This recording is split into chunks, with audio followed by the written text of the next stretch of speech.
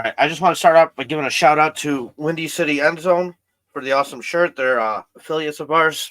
We post all of our content to a media page on Windy City End Zone.football.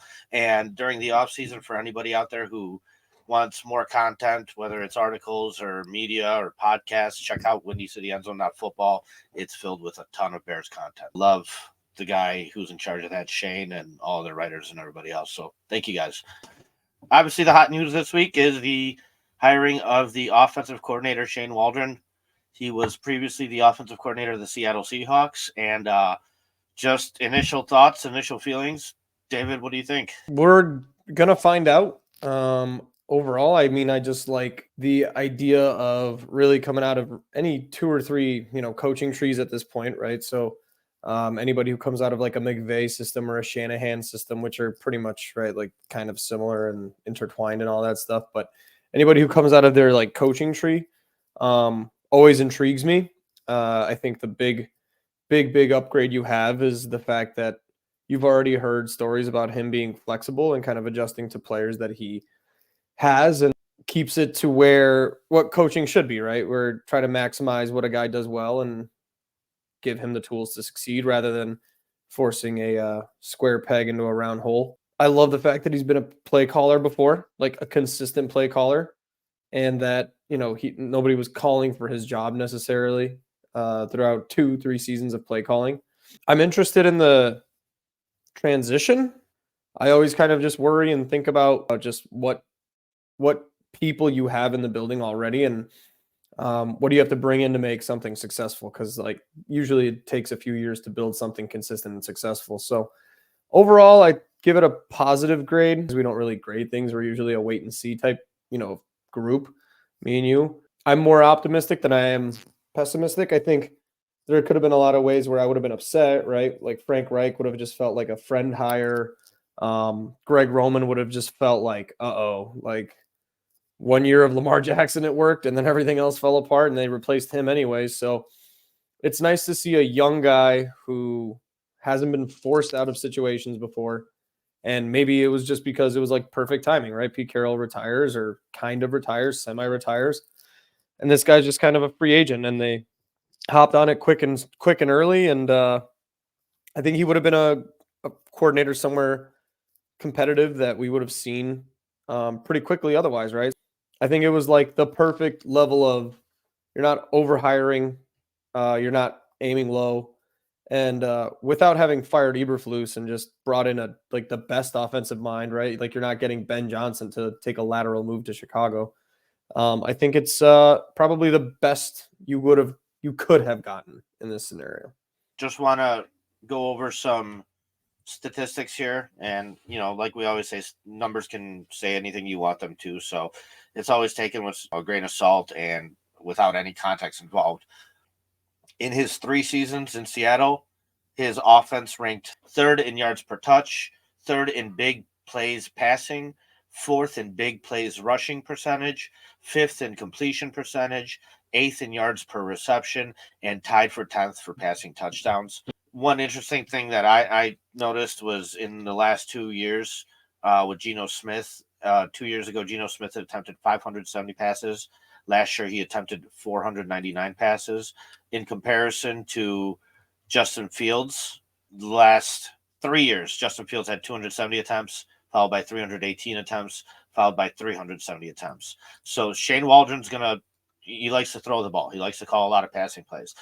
The knock on him, from what I've been able to find and what I've been able to read, and this is going off of comments from some Seattle fans and just the overall kind of feeling in the league, is that he does struggle with running the ball, running attempts specifically. However, the yards per touch tend to be pretty good. So, the attempts are low. However, he still is able to get production in the run game.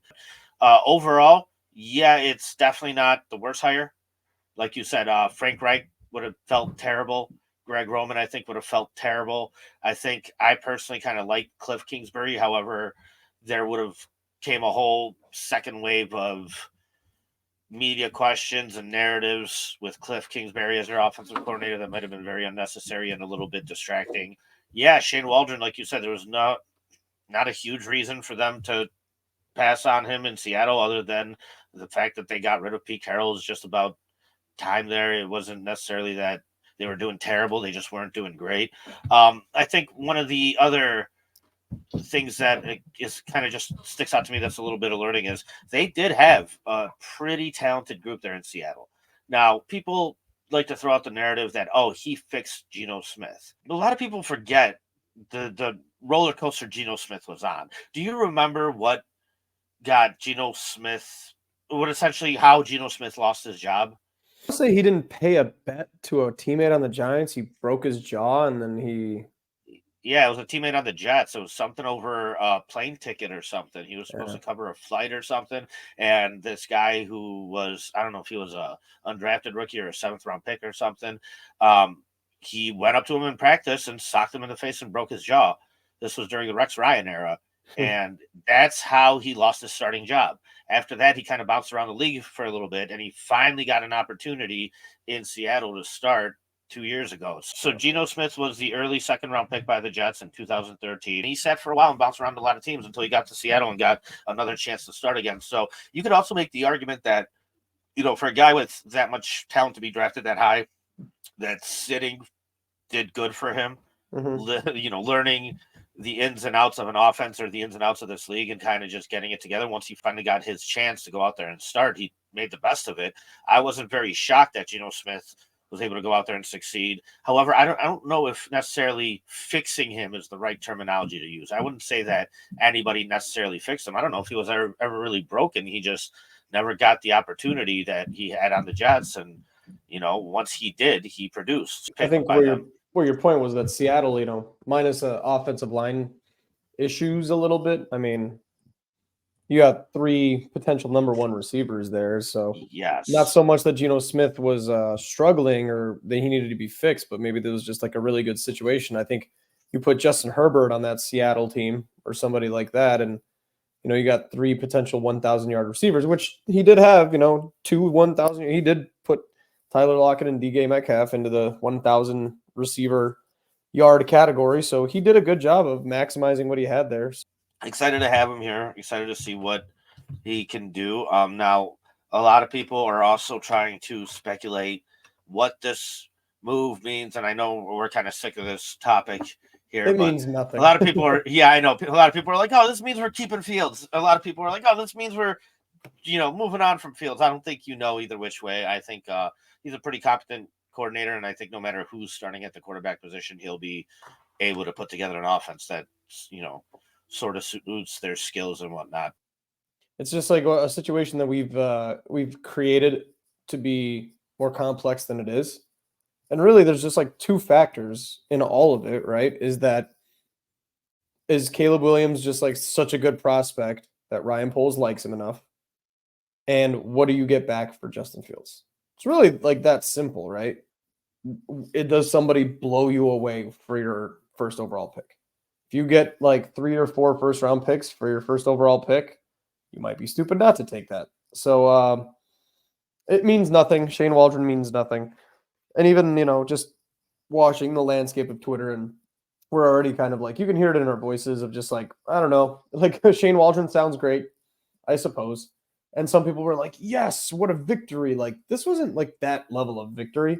Maybe if you got Ben Johnson or you got, like one of these hot young coaching candidates, I'd be like, oh my God, we got him, but this is like okay, cool. Let's see what he can do. We still need to fill the defensive coordinator position. Are there any names that stick out to you? Is there anybody out there that you like that you would prefer over somebody else? The only name I heard yesterday that I saw was kind of being pegged for an interview was Chris Harris, former Chicago Bear. It would make sense. It would be like a come home thing. He played in similar styles of defense, so he can kind of identify specifically what's going on and what's going wrong. In terms of what I remember Chris Harris playing as was for being a smart player, right? Like he was like a captain. He knew where to be. He was never out of position really badly. I don't think you ever really saw him get just like torched because he overplayed a ball. And I remember Chris Harris era pretty well. And And that just, not to say it's the same level, it's not, but like when I think of a player that turns into a coach, like D'Amico Ryans, right, being the middle linebacker, being a smart player, being a captain. D'Amico Ryans was also like crazy gifted. It could be completely irrelevant to if he's a good coordinator or not, but it'd be a nice story to see him come home, a young guy, played the position recently. And I think what we're seeing a lot lately is like the young, innovative head coaches and offensive and defensive coordinators that are just getting all of these amazing opportunities and head coaching interviews now, like the 5 coordinators in the playoffs that everybody's just waiting for because they're still in the playoffs are 38 years old or younger. So I think Chris Harris is probably in his late 30s, early 40s. So some of that youth might be helpful towards understanding what you can do nowadays. He's not that far removed from the league. So that'd be a name I'd be interested in. What does it mean? Not much. It's Matt Eberflus's defense at the end of the day. And maybe Chris Harris just kind of like modifies it or has some good things to offer. But as of now, I just like to see that position get filled so that we kind of know where at least the coaching staff stands moving forward, and then we can move on and start worrying about free agency and the draft and get some answers to some very annoying questions.